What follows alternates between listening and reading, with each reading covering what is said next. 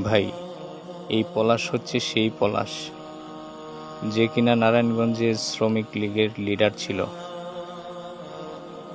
সে তো সবসময় মাওলানা উমর ফারুক সাহেবের সঙ্গে চলাফেরা করত এবং এই পলাশের উপরে তত্ত্বাবধায়ক সরকারের সময় যখন সরাসরি ক্রসফায়ারের অর্ডার হয়েছিল,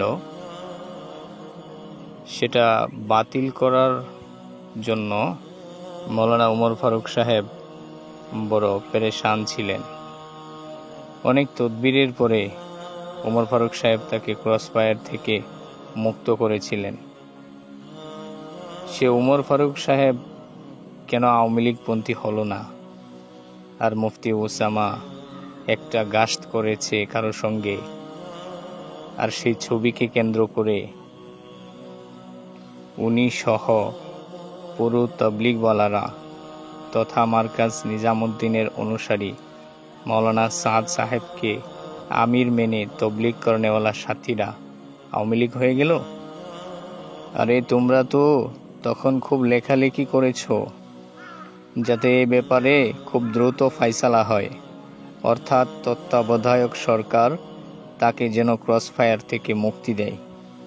তো সেই উমর ফারুক সাহেব যদি নাকি রাত দিন 24 ঘন্টা 20টা বছর পর্যন্ত এই পলাশের সঙ্গে থেকেও আওয়ামী লীগ না হয়ে থাকে, তো একদিন একটা গাস্ত করার কারণে মুফতি ওসামা কিভাবে আওয়ামী লীগ হয়ে গেল?